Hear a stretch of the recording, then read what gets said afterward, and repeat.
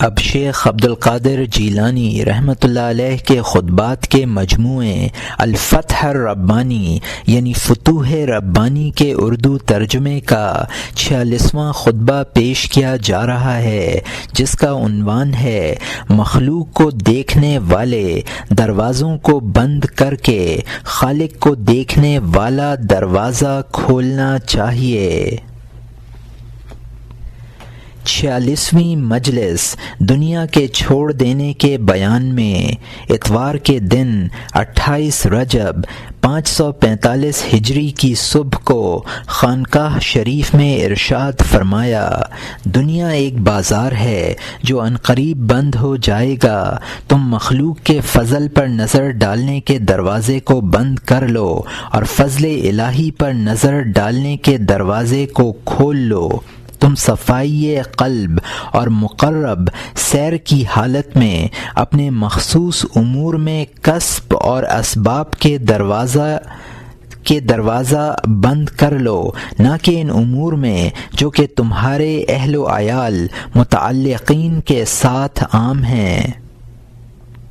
پس تمہاری کمائی اور نفع اور تحصیل معاش دوسروں کے لیے ہو اور تم مخصوص اپنے لیے فضل الہی کے طبق سے طالب ہو اور اپنے نفسوں کو دنیا کے ساتھ بٹھا دو اور اپنے قلبوں کو آخرت کے ساتھ اور اپنے باطن کو مولا عز و جل کے ساتھ، اور کہتے رہو کہ اے مولا تو ہمارے ارادوں کو جانتا ہے، اور اپنے ابدال انبیاء یعنی اولیاء اللہ کے بارے میں فرمایا کہ وہ جو کچھ تمہیں حکم دیں اسے ان سے قبول کرو، کیونکہ وہ تم کو اللہ و رسول کے امر و نہی کے مطابق کرنے نہ کرنے کا حکم دیتے ہیں۔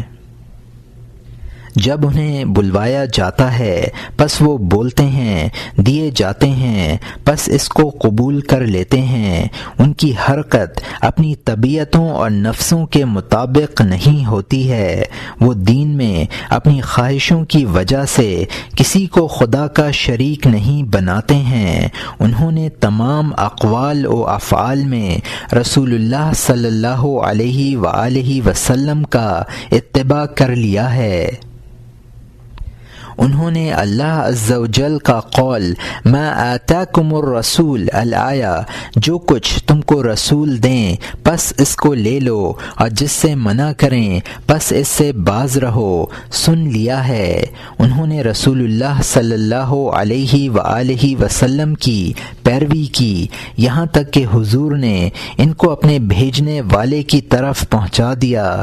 وہ حضور سے قریب ہوئے، پس حضور صلی اللہ علیہ وآلہ وسلم نے اللہ عز و جل سے ان کو قریب کر دیا، ان کو دربار الہی سے لقب اور خلعت اور مخلوق پر حکومت دلوا دی۔ اے منافقو، تم نے یہ خیال کر لیا ہے کہ دین قصہ کہانی ہے اور تحقیق امر دینی بیکار ہے اور محمل تمہیں اور تمہارے شیطانوں اور تمہارے برے ہم نشینوں کی کوئی عزت نہیں۔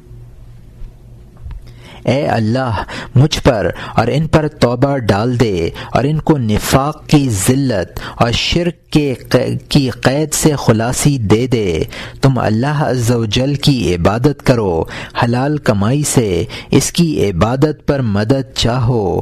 بتحقیق اللہ عز و جل مسلمان تابع دار حلال کمائی کھانے والے بندے کو دوست رکھتا ہے۔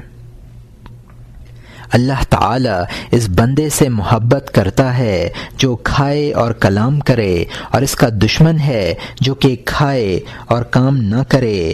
وہ اس کو دوست رکھتا ہے جو کہ کما کر کھائے، اور اس سے دشمنی رکھتا ہے جو کہ نفاق سے اور مخلوق پر توکل کر کے کھاتا ہے۔ وہ موحد کو دوست رکھتا ہے اور مشرک کو دشمن، وہ تسلیم و رضا والے کو دوست رکھتا ہے اور جھگڑنے والے کو دشمن۔ دوستی کی شرط سے موافقت کرتا ہے اور دشمنی کی شرط سے مخالفت کرتا۔ تم اپنے کو رب عز و جل کی طرف سپرد کر دو اور دنیا و آخرت میں اس کی تدبیر پر راضی ہو جاؤ۔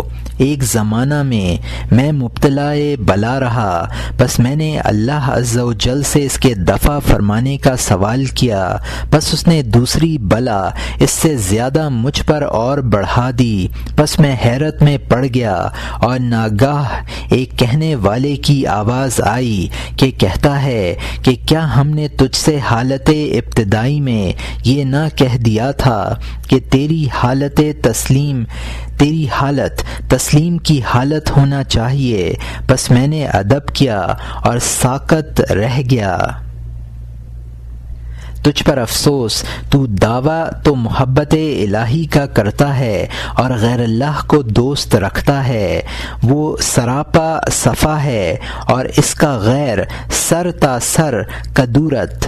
پس جب تو صفائی کو غیر اللہ کی دوستی سے مقدر کر دے گا، وہ تجھ پر کدورت ڈال دے گا اور وہ تیرے ساتھ وہ معاملہ کرے گا جو کہ اس نے ابراہیم خلیل اللہ اور یعقوب علیہم السلام کے ساتھ کیا تھا، جب وہ دونوں حضرات تھوڑی سی محبت قلبی کے ساتھ اپنے صاحبزادوں کی طرف مائل ہوئے تو دونوں کا ان بچوں ہی کے ساتھ امتحان لیا، اور ہمارے نبی محمد صلی اللہ علیہ وسلم جب اپنے دونوں نواسوں امام حسن و امام حسین رضی اللہ عنہما کی طرف مائل ہوئے تو آپ کے پاس جبرائیل علیہ السلام آئے اور دریافت کیا کہ کیا آپ ان کو دوست رکھتے ہیں؟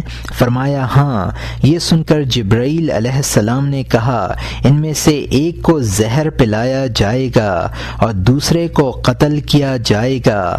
پس وہ دونوں آپ کے قلب سے نکل گئے اور آپ نے اپنے قلب کو مولا عز و جل کے لیے خالی کر لیا اور وہ خوشی ان پر غم سے متبدل ہو گئی۔